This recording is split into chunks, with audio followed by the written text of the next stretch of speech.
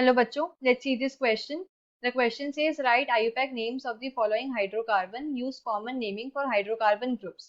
हमें ये compound given है एंड हमें इसका IUPAC नेम लिखना है एंड हाइड्रोकार्बन पार्ट के लिए हमें क्या है कॉमन नेम यूज करना है. So key concept of this question is key concept क्या है इसका IUPAC nomenclature. IUPAC nomenclature. IUPAC nomenclature क्या होता है? ये एक सिस्टमैटिक अप्रोच है जिसकी हेल्प से हम सारे ऑर्गेनिक कंपाउंड्स की नेमिंग करते हैं. So it is a systematic approach with the help of which we name the organic compounds. अब आईयूपैक की फुल फॉर्म क्या है? International union of pure and applied chemistry. तो इस ऑर्गेनाइजेशन ने क्या है एक सेट ऑफ रूल्स हमें दे रखे हैं जिसके अकॉर्डिंग हम क्या है सारे ऑर्गेनिक कंपाउंड्स की नेमिंग करते हैं. अब क्या है ऑर्गेनिक कंपाउंड के तीन पार्ट्स होते हैं. एक होता है प्रीफिक्स, देन आता है हमारा वर्ड रूट एंड देन आता है हमारा सफिक्स. तो जो प्रीफिक्स होते हैं, प्रीफिक्स हमारे दो टाइप के होते हैं. एक होता है हमारा सेकेंडरी प्रीफिक्स एंड एक होता है हमारा प्राइमरी प्रीफिक्स. तो जो सेकेंडरी प्रीफिक्स होते हैं, सेकेंडरी प्रीफिक्स हमें बताते हैं अबाउट दी सब्स्टिट्यूएंट्स.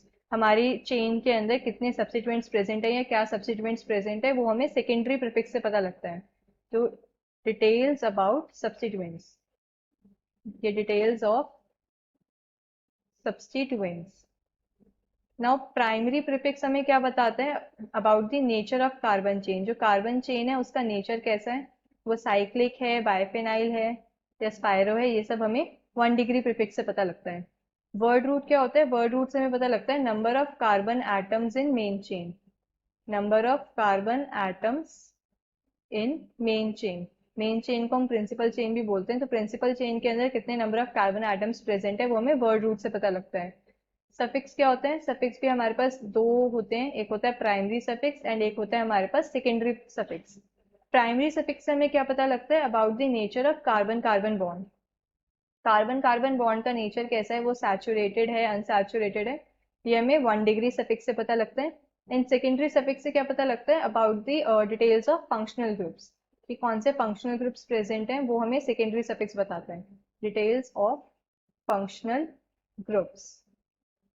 तो अब जो मुझे कंपाउंड गिवन है मैं वो ड्रॉ कर लेती हूँ. गिवन कंपाउंड के अंदर मेरे पास ये एक साइक्लोहेक्सेन रिंग है एंड उसके ऊपर ये एक हाइड्रोकार्बन पार्ट अटैच्ड है.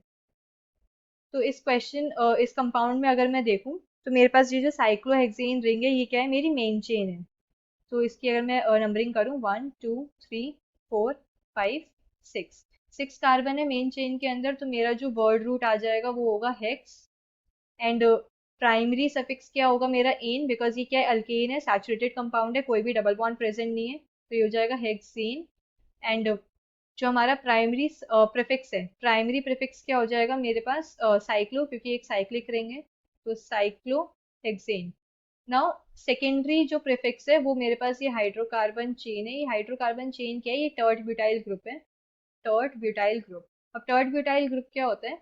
इसके अंदर जो ये वैलेंसी, फ्री वैलेंसी है जो रिंग से अटैच्ड है, ये आगे 3 कार्बन एटम से अटैच्ड होती है. ये ऐसा होता है कुछ. ये कार्बन जो होता है हमारा फ्री वैलेंसी वाला, ये आगे 3 कार्बन से अटैच्ड होते हैं एंड इस ग्रुप को हम क्या बोलते हैं? Tert butyl group.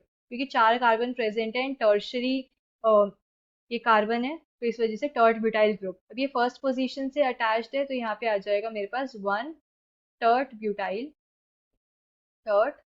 Butyl cyclohexane. तो जो आईयूपैक नेम है गिवन कंपाउंड का वो है 1 tert butyl cyclohexane. Hope you understood this well. Best of luck.